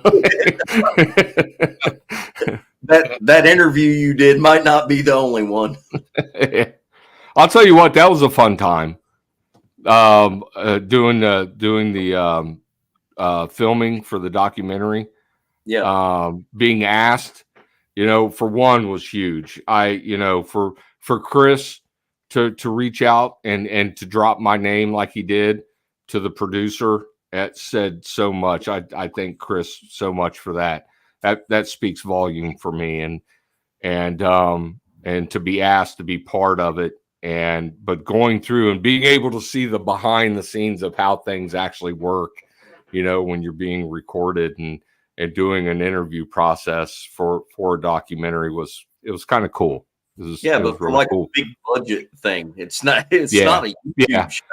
It's a real yeah. So, but I was so nervous, dude, and I don't get nervous. I don't get too much anxiety. And I called Carla, and you know, I told her, I was like, I'm so freaking nervous, and she was like, just be you, and talk about what you do. Oh my and Lord. and I was concerned in a way because I didn't want to go on there and just be a storyteller. You know what I mean? Of encounters. I wanted to talk about my research. I wanted to talk about what I do. And that's exactly what it was. That's exactly what the producer wanted, you know, and it was so cool. It was so cool. So they gave you a chance to actually really talk about, like, they didn't try to script you. They let you actually talk about your real stuff. Yeah. Cool. Yeah. It was very cool, man. Very, very cool. So I would assume, and this is me assuming, and talking to the individuals that were there and did the filming, I would imagine it will be Christmas this year, around the holidays this year, of when like the final editing would be done. And then I would imagine it'd be like sometime in 24 that it would be released. That's just me, total speculating on that. Because I couldn't imagine what it takes to edit and go through, because they didn't just come to us. They've been traveling all over the US, hitting different places, talking to different people and filming and this and that. So, you know, I would imagine it takes a very, very, very long time to get through all the editing portion. And who knows? I don't even know if I made the cut. You know, who knows? It may come out and I'm not even in it. Or I might have one little tiny clip going, that's cool. And that's it. You don't know. After they see this episode on YouTube, they're like, yeah, we can't have him in there. Yeah. No, we can't do that.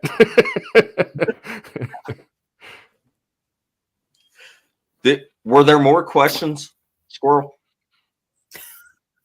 No, there was something. I don't know. Well, there was something else. She done forgot what she was doing like 10 minutes ago. Something just hit the side of my shed. She saw not like that, but I mean, like probably a chicken. She saw a cock scrape across the yard. Right?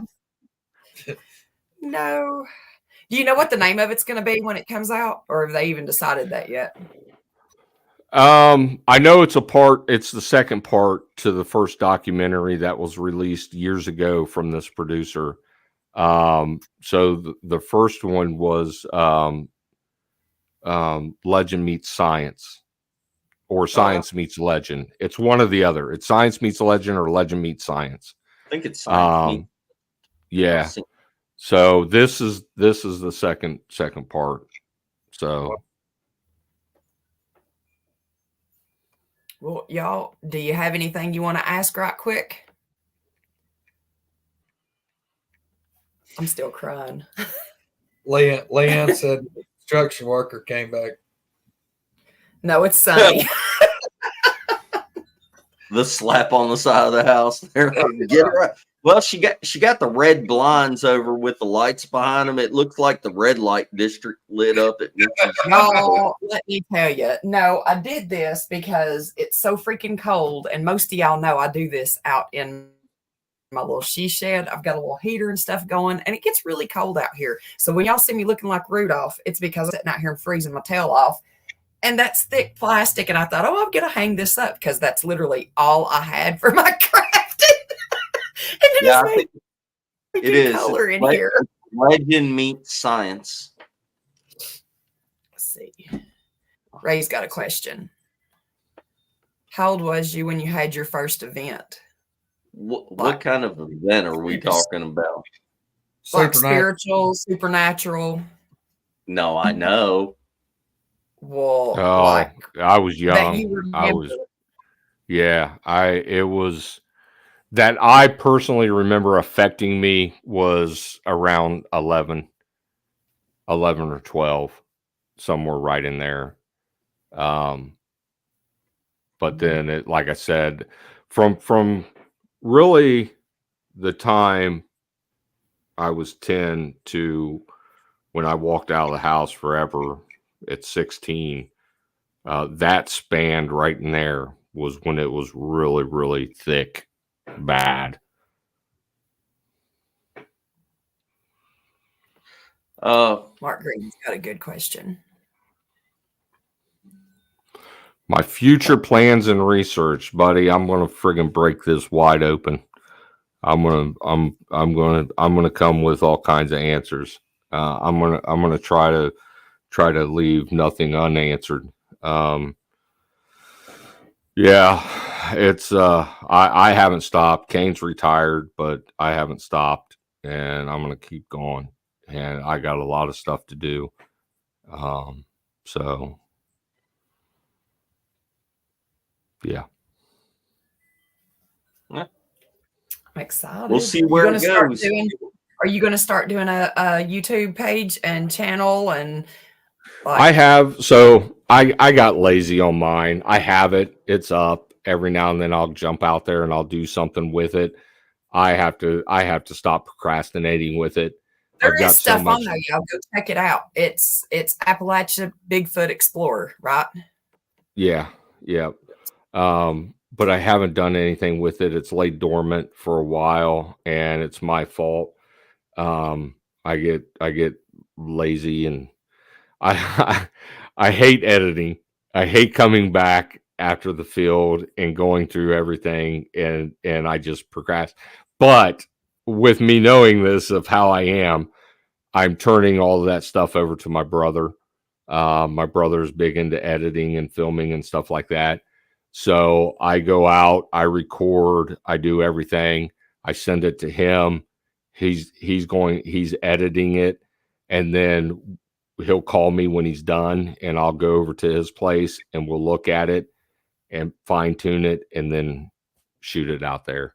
So that's where I'm at now. That's what we're doing moving forward.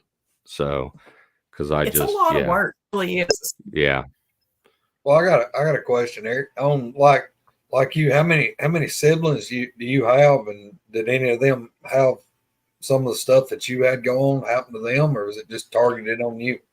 No, it's actually that's a great question. So my sister, so I've got an older brother and a younger sister. So my sister followed in the same footsteps as my parents. She never got out of that lifestyle. So there's been things. Actually, Kane and I went to her place and did an investigation one night, and her and her husband and the kids left for a night, and Kane and I went in there and stayed all night, and we had some things, just cabinet doors opening and closing. Her bedroom, so she's got a red nose pit, and she wouldn't even go into their bedroom. And my sister told me that a lot of stuff happens in their bedroom. And so when we first got there, they were already gone. So when we first got there, we went through the whole house. All the lights were on. We went through the whole house, just seeing where we were going to set cameras up and all this shit. And we go into her bedroom, and, her bed's made. Everything's clean, whatever. So we get into the night, and we get into like 1:30, 2 o'clock in the morning. And Scarlett, her pit, she perks up in the living room. She walks over to the bedroom door, and she's just staring into the bedroom. And now it's pitch dark. We're completely dark. All we've got is our IRs. So, but Scarlett's just fixated looking into the bedroom. And the next thing you know, their bedroom lights up, illuminates from my sister's computer. It turns on by itself. It was off, and it turns on. There's no writing on it. There's no nothing typed on it, thank God.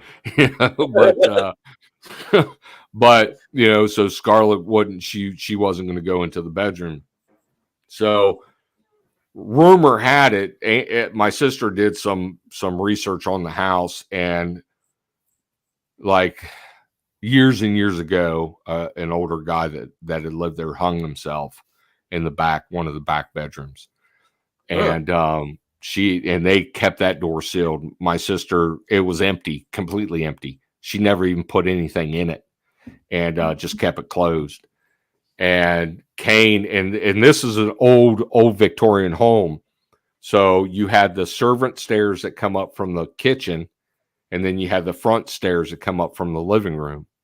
So Kane goes around into the kitchen, and he goes up the servant stairs, and that bedroom's at the top of the stairs. So he goes up those stairs. I go up the front stairs.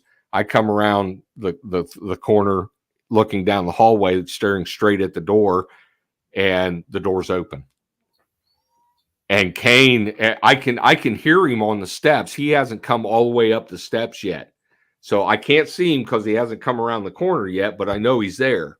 And I'm looking at this bedroom, and the door is open. And I can hear Kane kind of shuffling around on the stairs. So I walk down the hallway, and I turn the corner, and he's white as a ghost. And he tells me straight up, he was like, something just blew straight through me. He was like, dude, and it's the first time I had ever witnessed or felt anything like that. And Kane's like, dude, he's obviously using words, but he's like, something just walked through me. Something just freaking came right through me going down the stairs. Nope. And so pictures of my sister. She had her husband take pictures. She got out of the shower and had claw marks going down her back. She had a bruise on her rib. One time I was going to beat his ass because I thought it was him that did it.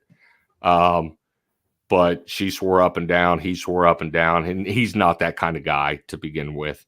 So, but she had woke up in the middle of the night, had a sore on the side of her. And she got up and went into the bathroom, and she had a bruise on her rib. And then had the marks down her back also when she got out of the shower, just things like that. And then the image that I caught. So Kane, man, if you guys want to talk about stuff, Kane comes from this as well, and having this family curse. And Kane and I did an investigation. So Kane's house, his parents' house, comes from the Colonial War. I mean, it's got a lot of history. The land has a lot of history. He built his house behind his parents' house. He was having stuff happen. The image that I caught on camera in his basement is still today. I mean, you look at it, and we'd actually got a name. We got a name of Ishmael on recorder from his house. But the face image that I captured, and I was just doing random pictures in the basement, completely pitch black, dark, and I'm just snapping pictures, flash, and we go back upstairs later on, and we're going through my camera, and here's this friggin' face, and it was pretty wild. Digital camera. Yeah. What? You still have that picture? I've never seen that. Oh yeah, I'll show it to. I'll send it to you. Hey, did you see that? Kumbo jumped in chat and said hello to you. Just so you know. Hey, Kumbo, how are you, buddy? Yeah, it's and then obviously you go through the EMF detector was going off, was spiking, even at my sister's house, was spiking. Doing the flashlight on demand, turning flashlights on and off, rolling the flashlight across the table, things like that. We're done on you. Oh yeah. Well, yeah. I'd asked it, if you're here with me, can you show me, can you turn this flashlight off? And a couple seconds would go by and the flashlight would go off. And and then I would ask to turn it back on. It would turn it back on. Can you show me any other signs that you're here with us and this and that? And my flashlight was turned on and literally rolled across the table. Yeah, it was Kane and I have dove into the spiritual side of things and into the paranormal, and this was actually long before I had changed my thought process on where I am now with this subject and doing what I'm doing. But we've always been, Kane and I have always, researched everything under the sun. We just never put both of them together. We always looked at them as being completely separate. Even when we started hearing people talking, paranormal, a little bit of paranormal with this subject, we were like, no, no bullshit, and it wasn't until later that we were like, well, wait a minute, there's more to it. So I was just going to say, Leanne had a question earlier. She wanted to know what Carla thinks about all this and the Bigfoot. She is very supportive. And she like on a group setting, she'll go to camp out and things like that. But as in going out and doing what I do, absolutely not. She's like, no. So, but she's extremely supportive of it. Did your sister stay in the house? I mean, are they still there? No. It was like, also, I'm sorry, kind of went off squirrel there for a second. So we leave her house, and my sister calls me. So they showed back up the house like around 7:00 the next morning, and we had already left. And she calls me and sends me a picture, and she was like, "Did you guys throw a party in my fucking house? What the hell?" And I'm like, "No, what are you talking about?" And her kitchen was totally destroyed. Cabinets were open, dishes broke on the floor, kitchen tables flipped over, and her bedroom, the blankets on the bed were totally ripped off the bed. Her mattress, she's got a California king. Her mattress was shifted sideways. Yeah. That's a double no. Yeah. Nope. Yeah. And so it was like she was gone like a month after.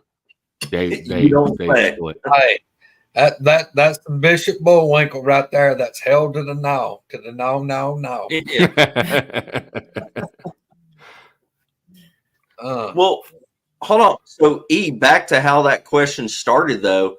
Do you think that's something generational? Is that something family, or was that something directly related to the house, you think? I don't know. She has had stuff since then. After that, she had things happen. So yeah, whether it's stuff family attached to both of us, and she's just still in that lifestyle and that dark lifestyle. But her stuff that she has happened it's like malicious shit, obviously. Wow. Mine is more just subtle stuff, where I can deal with it. I can just be like, okay, you're here. Okay, cool. Hers is more, very malicious. If anybody else got questions for Eric, throw them up there. Put them in caps, pretty please. Well, Eric, thank you for doing this today. Just winging it with us. He's had me mesmerized. I'm sitting here just. I'm telling you. Yeah. Wow. I'm going to send this, Spence. I think it's your newest number that you sent me. All right. So hopefully you get it. Won't have time to put it up where everybody can see it. That is if you want everybody to see it. Oh yeah, I don't care.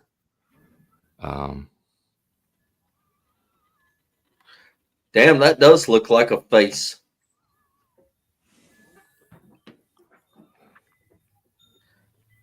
Eric, do you care if I like Yeah, hold it yeah. up and let people? Yeah. I don't know how good this is going to come across, y'all, but Oh yeah, back up just a little bit. You can see it. Tell me that's not creepy looking. Yeah, creepy enough, ain't it? I'd For just taking random pictures. I can tell you straight up, that spirit been homeless because I'd washed that whole damn place with gas and dried it with a match. Yep, ain't it? Yeah. Salted the ashes afterwards. Yeah. Mm. Has Eric? Yes, they have. Eric Robert Den Donovan wants to know if y'all have investigated Salt Fork. Yes, sir, Robert. That's most definitely. That was where we cut our teeth. We held a research area there for a very long time. That's where I had my sighting.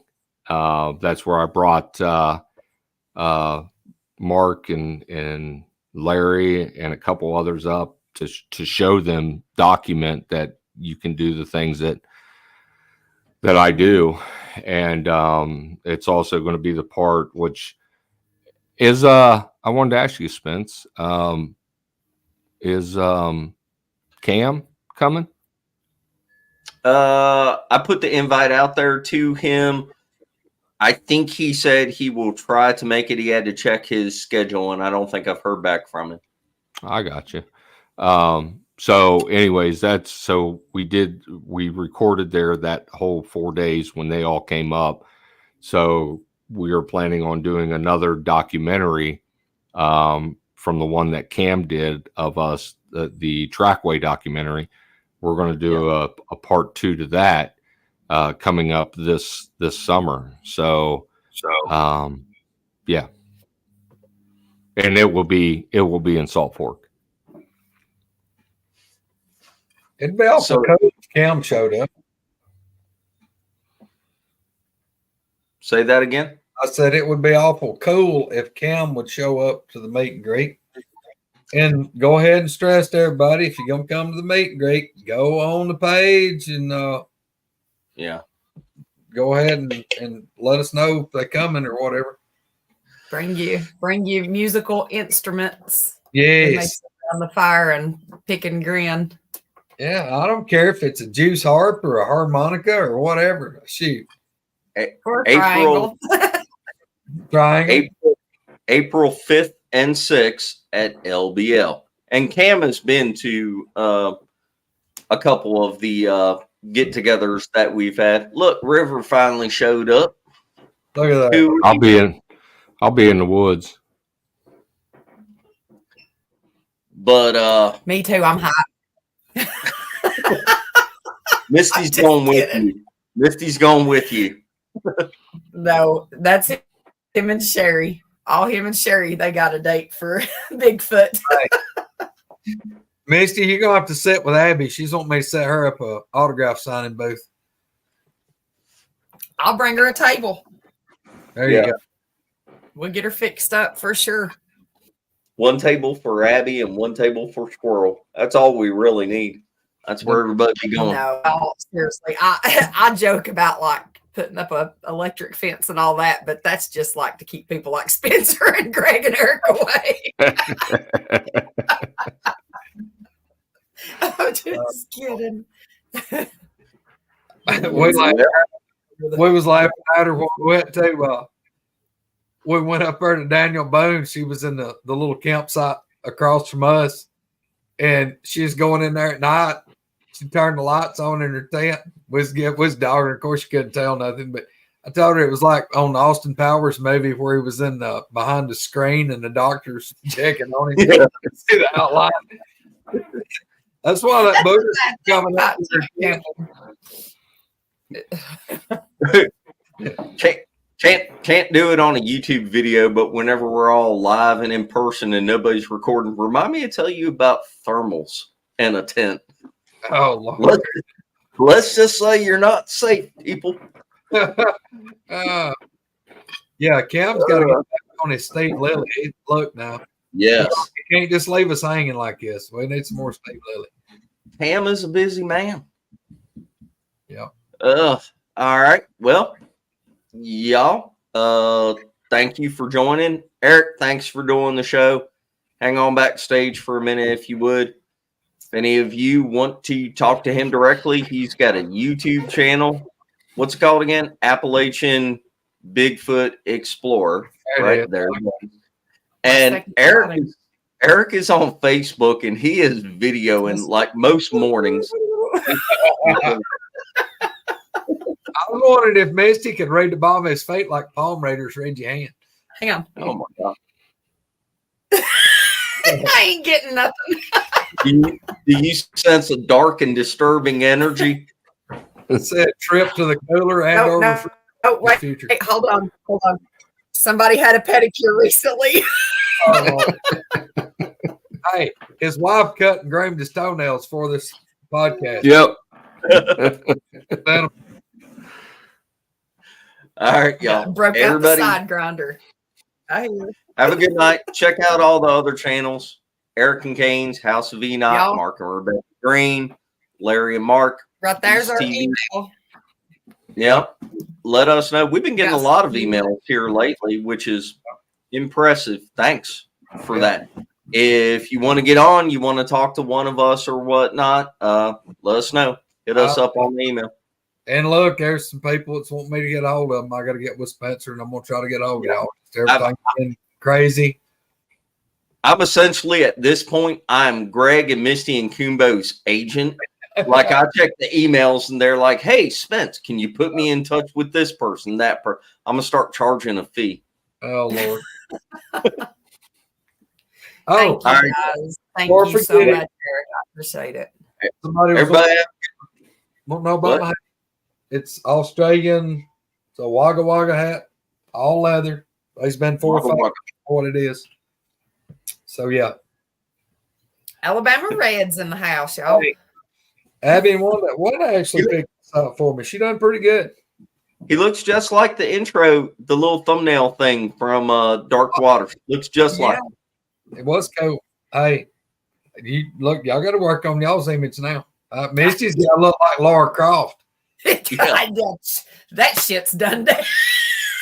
You're right. Spencer's got to dress up like he's gonna climb the Alps.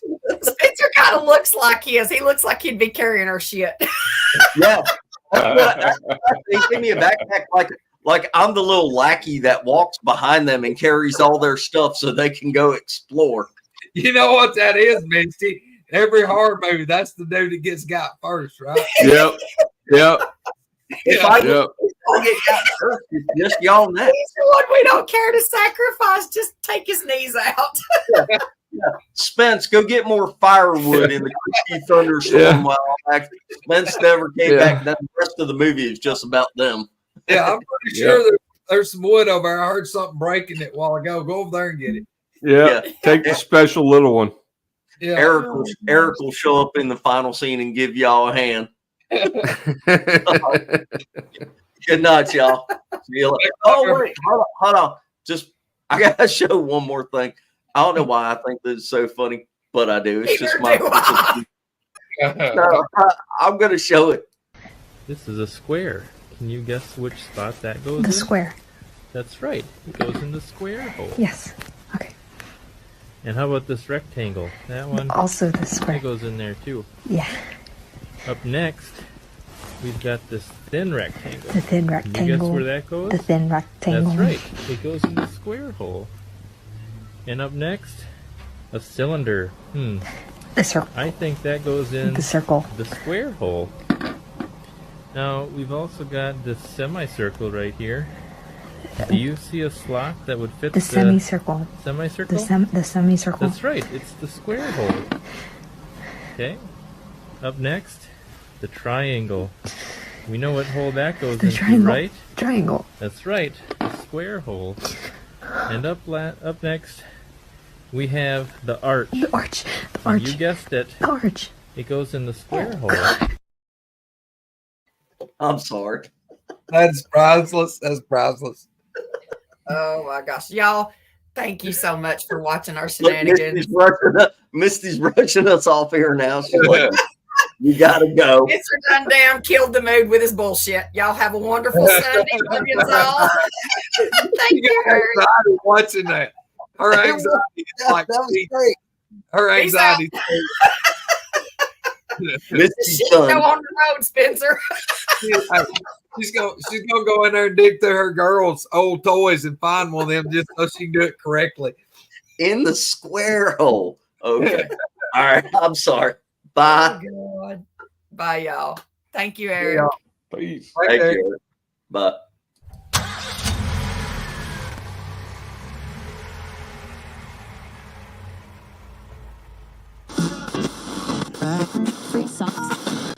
Squirrel. Hey, y'all. Hey, Spencer. We're swapped Hello, around again. Huh? We're swapped around again. Hold on. Yeah, but I know you do it on purpose.